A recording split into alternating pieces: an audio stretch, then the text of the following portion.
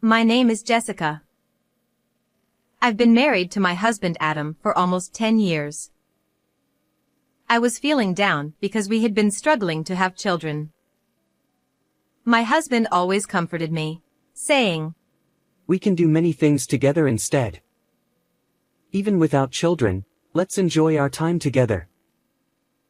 We both loved traveling, so whenever we had time off, we would go to the beach. We enjoyed our married life despite not having children. I thought those happy days would last forever. Until that day.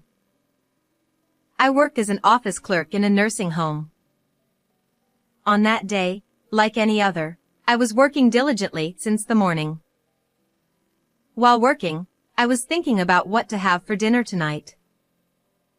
I remembered I had some potatoes and chicken left, so I decided to make roasted chicken. Just then, out of nowhere, "Ms. Brown." The manager suddenly called out to me loudly. I wondered what it could be. Did I make a mistake? Yes.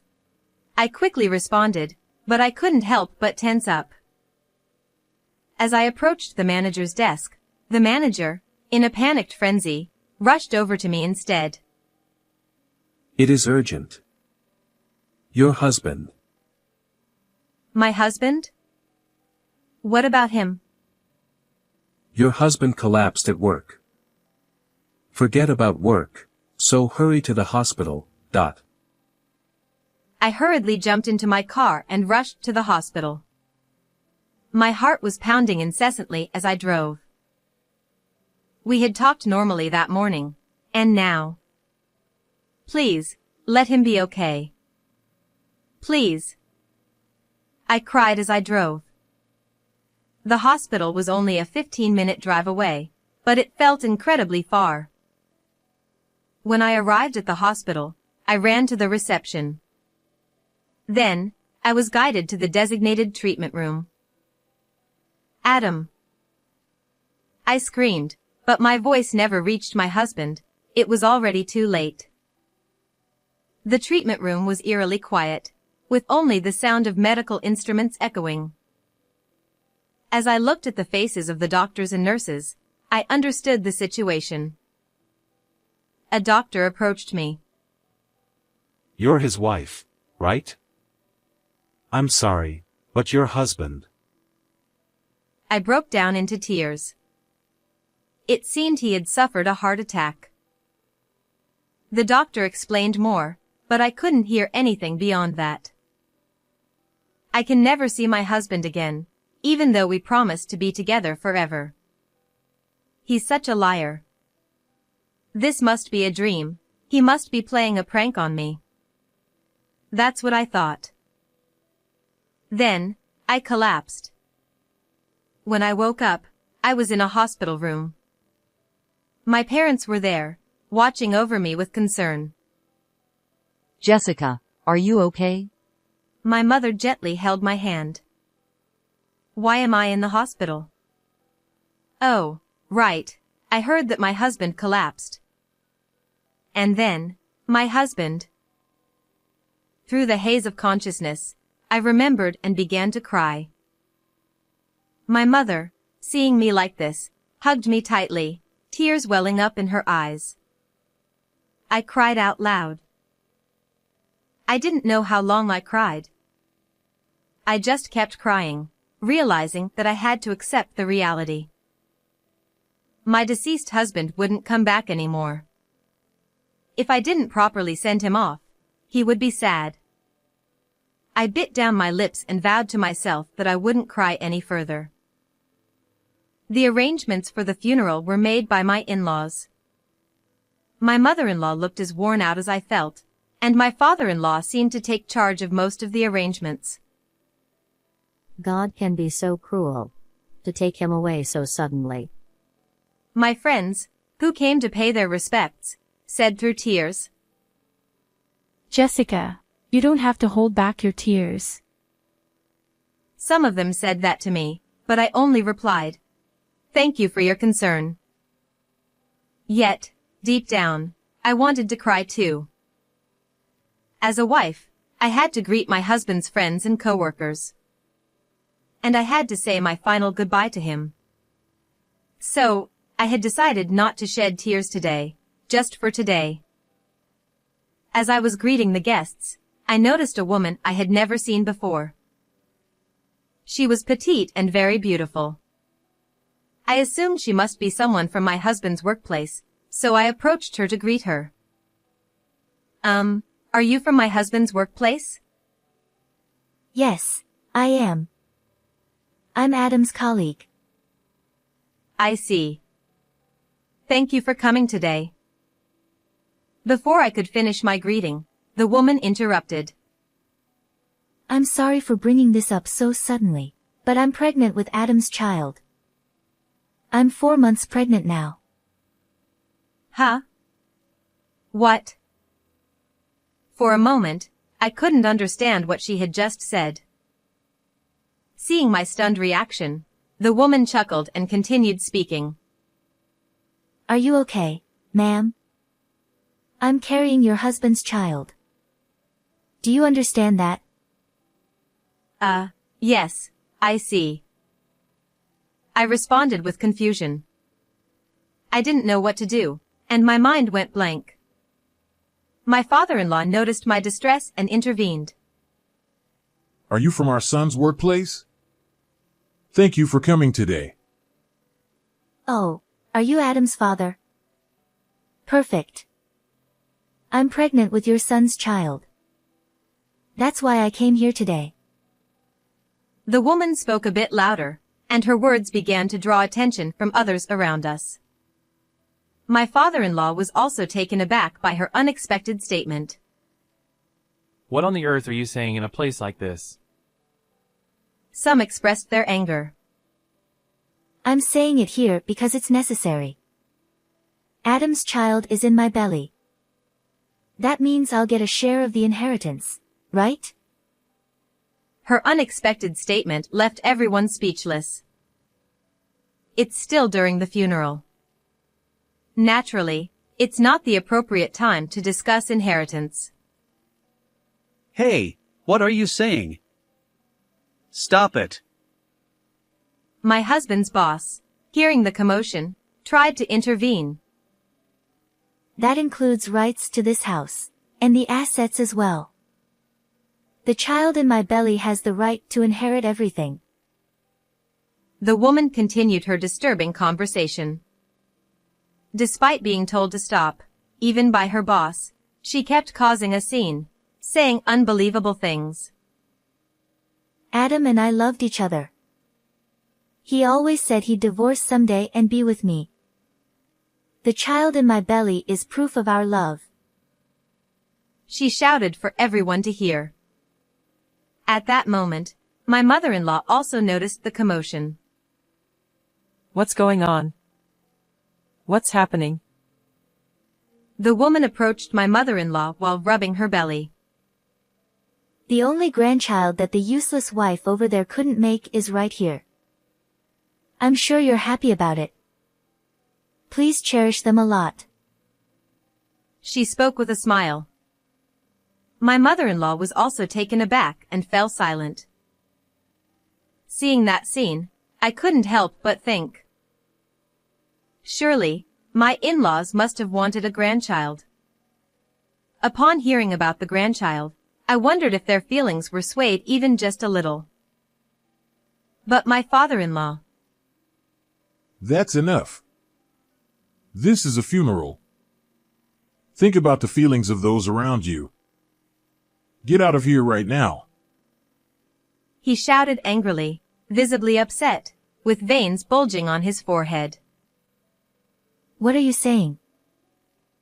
Shaken by his outburst, the woman seemed bewildered. Did she think she would be accepted if she mentioned the grandchild? And then, she spoke out like this. Why are you shouting at me?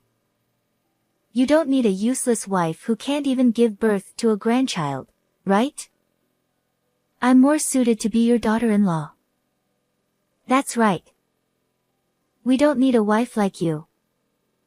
It's all your fault. She tried to grab me, but people quickly intervened and restrained her. Stop it. I'm pregnant. Let go of me. Don't touch me. She protested loudly. At that moment, my mother-in-law began to speak to her. Is it really my son's child? If so, then we'll have to divide the inheritance, won't we? That's right. You get straight to the point. Her eyes sparkled with excitement. However, to inherit the inheritance, we'll need to have a DNA test, won't we? Since my son is no longer with us, there's no way to confirm it. But that's not a problem, is it?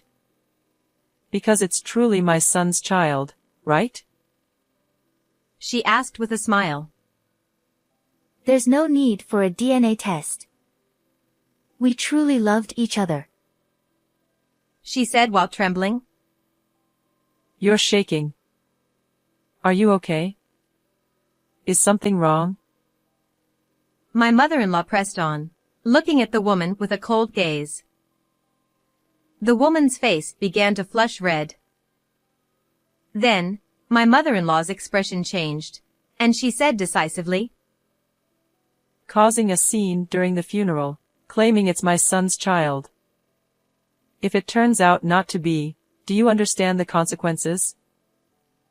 Confronted by my mother-in-law's stern words, the woman couldn't say anything and eventually burst into tears. We truly loved each other. Even while crying, she still continued to insist on that. Enough is enough. This is disgraceful. My son wouldn't have loved someone like you.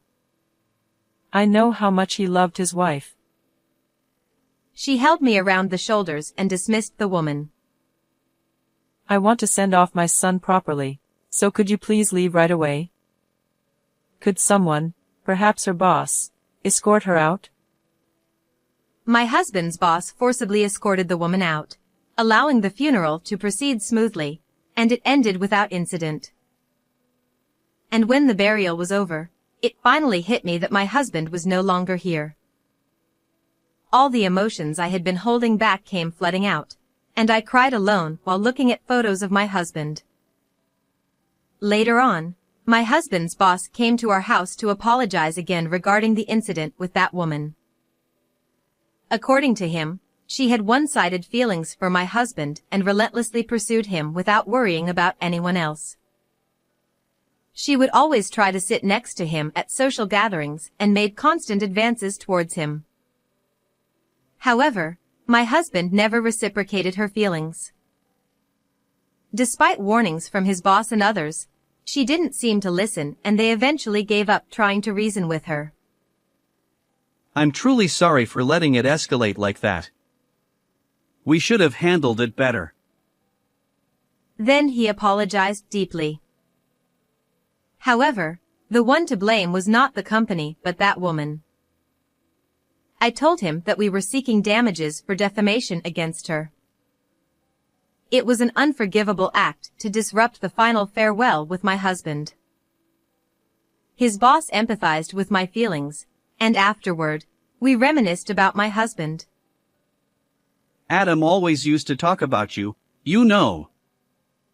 Even if he might not remember, when he got drunk, he'd always boast about his wonderful wife.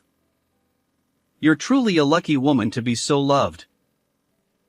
He said with tears welling up in his eyes. Oh no, I'm the lucky one to have such an amazing husband. He's too good for someone like me. I replied, my voice trembling. This is what I heard from my mother-in-law later on, but it seems that the woman was really pregnant. However, it appears that the child was not my husband's, of course. She confessed to sleeping with various people and deliberately trying to get pregnant. She admitted that, out of spite for not being acknowledged by my husband, she thought causing a commotion by claiming the child was my husband's would surely lead to divorce. She doesn't know who the real father is. everything came to light at the company, and she lost her job. She's currently unemployed and facing a damages claim from me, but it's her own fault. After his boss left, my mother-in-law came to me and shared a story. To be honest, there was only one time we mentioned wanting to see our grandchild. But Adam got angry at us. Don't you ever tell Jessica about that. If you do, I'll cut off ties with you as my parents. Even if we can't have children, as long as Jessica is with me, I am happy. That's what he said, and they apparently came to believe that as long as their son was happy, that was all that mattered. My mother-in-law continued her story. At that moment, I believed that he truly loved you, Jessica. Because of that, she could assert confidently that he had never cheated. I truly love you too, Jessica. I think of you as my real daughter. So, you're still young, and I want you to remarry and be happy. She said that to me, but I shook my head with a smile. I only have one husband. My mother-in-law burst into tears. I hugged her, and we both cried together. It's been several years since then, but I still think about my husband. I still wonder why he left me alone. There are times when I honestly feel like there's no meaning to living in a world without him. But I have to keep living. My husband, who was an only child, is no longer with us, and I'm sure my in-laws are feeling lonely. I wanted to repay my parents-in-law in place of my husband. Today is the 40th anniversary of their marriage. I decided to surprise them with a cake. I also gave them a trip as a present, hoping they would enjoy it together. My in-laws were very delighted. Then, I thanked them for giving birth to my husband.